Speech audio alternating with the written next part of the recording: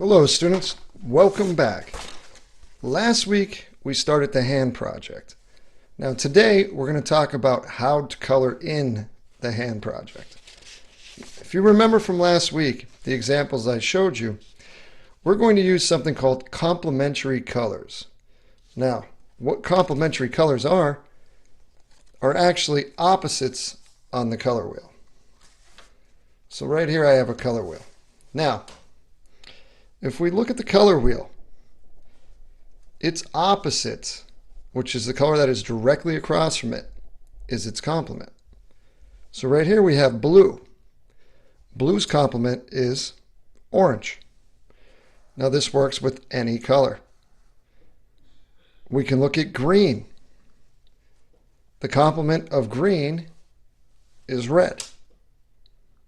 So if you don't have a color wheel at home, you can pull one of these up using Google and pick any color that you like. Say it's yellow.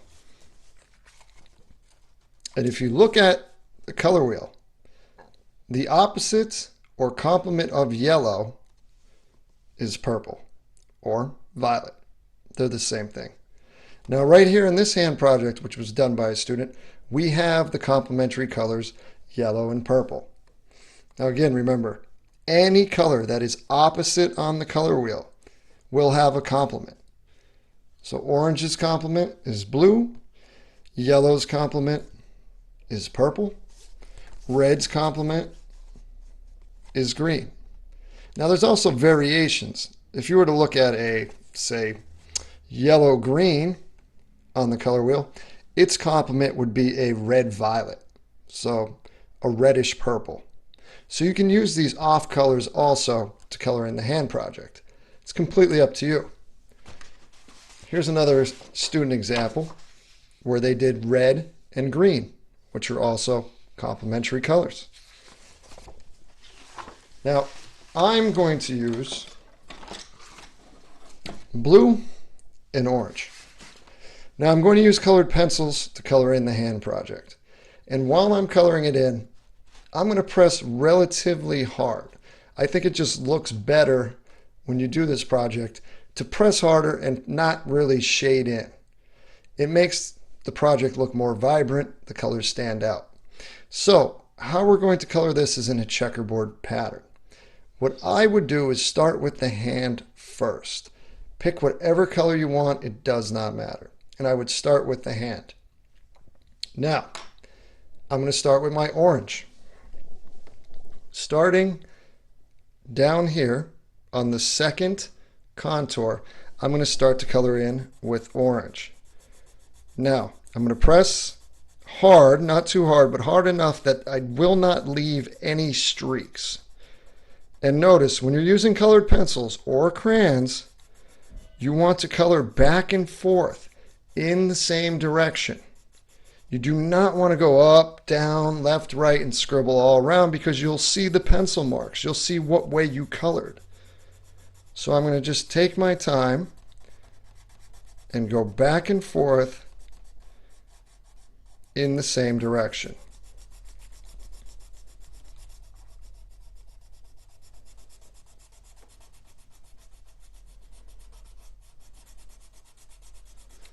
Now when we color these in, we want to kind of do a checkerboard pattern. So I'm going to show you what that means as soon as I finish this.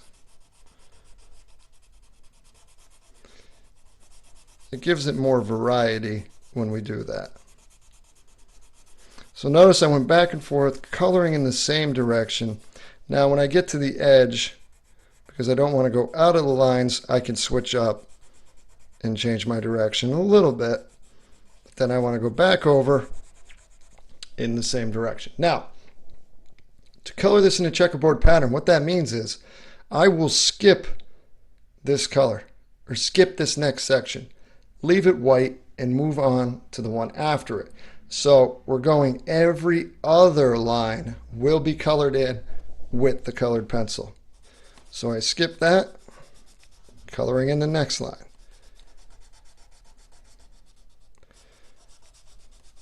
Notice how I'm pressing relatively hard to get it nice and smooth. If you don't have colored pencils, you can use crayons the same way.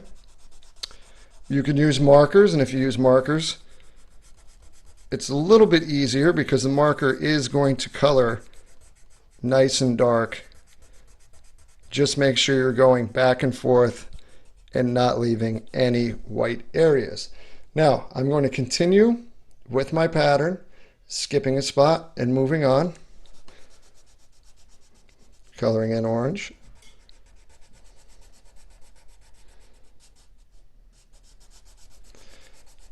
Now, one thing you'll notice as you're coloring in this hand project is that you may have to, if you're using colored pencils, sharpen them often because you're going to use up the points. It just happens. It's part of it. It's not a big deal. So it would help if you had one of these hand sharpeners. They work great. Electric sharpeners work well, but the only problem is they will eat your colored pencils up very quickly.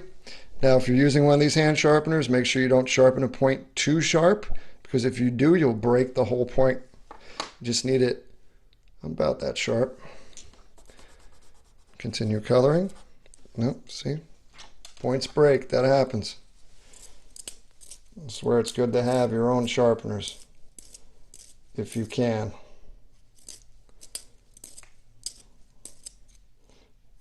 Now, I'm going to continue coloring this in with my orange in the same kind of pattern, skipping and moving on. Now, what you might want to do is mark out all of your lines beforehand. So, I may mark here just quick because I know I'm coloring in this one. I know I'm skipping that and coloring in the next. I know I'm skipping this one and coloring in the next. And then skipping and coloring in. Okay. Now, just so the video doesn't go on too long, I'm going to move on and show you what to do with the next color. So in the next color, it's blue. It's the complement of our orange. Now, we're going to work in the background. Okay, so everywhere that you have orange, you're going to leave white in the background.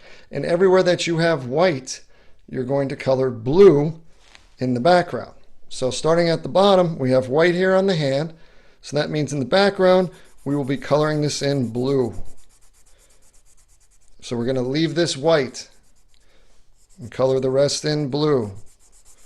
Again, taking your time, going back and forth, and filling it in.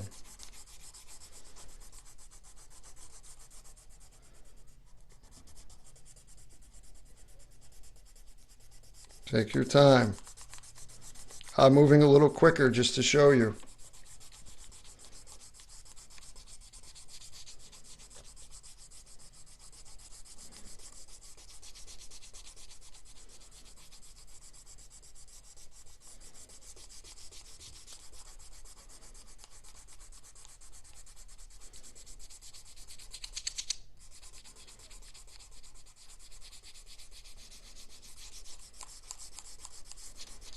Okay, we're going to move over to the other side, do the same thing with our blue.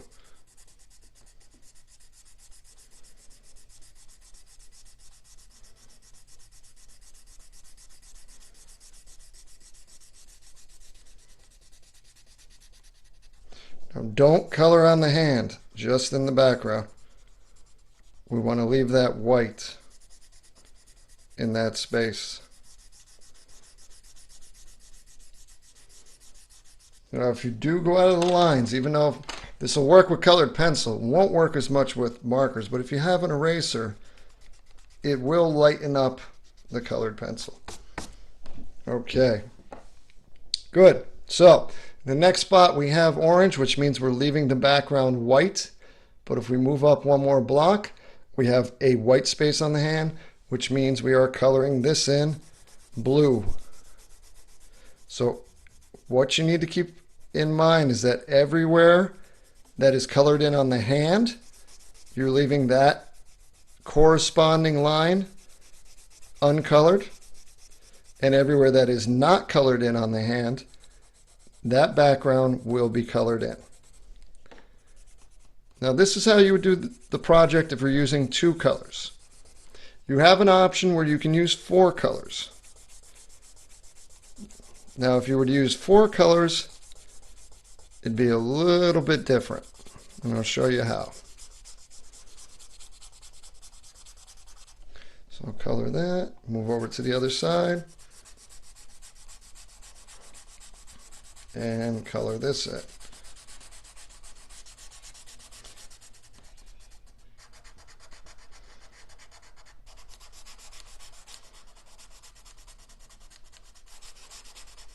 Okay, you could always look at it when you're done, see if you like it, see if it needs to be colored in more. And if it does, you can darken that up. Okay, so now, if you were using 4 colors, now this is only 2 colors, and we would continue this pattern all the way up, until we reach the top. So if we look at the student example, okay, and you can see they colored nice and dark. Like I said, everywhere that's colored in on the hand, you will leave that background area white, and everywhere that is not colored in on the hand, you're going to color it in with your second color. Now, if you're using 4 colors, you would rotate. So say if we had, like in this project, purple and yellow, which are 2 complements, and then we also wanted to add blue and orange, which are 2 more complements. So on the hand, I may use my blue in every white space, so I would have a purple and blue hand, and then in the opposite corresponding spaces, wherever I had purple, I would then have orange in the background. Okay, so you're just rotating your colors the same way that you did, but just adding 2 different colors. Now again, you can use colored pencils, you can use crayons, you can use markers. Markers, like I said, they're a little bit easier. I think colored pencils look the best. If you have access to colored pencils, that is what you want to use for this project. Now remember, these lines that curve on the hands are called cross contours. Our next project is going to deal with the same types of curved lines, but we won't be drawing hands. We're going to be drawing something completely different. But we are including these cross contour lines. Now, try to use complementary colors when you do this. Again, some easy examples are yellow and purple, red and green, and blue and orange. But you can do variations. Now, if you want to use only 2 colors, but you want every box colored in,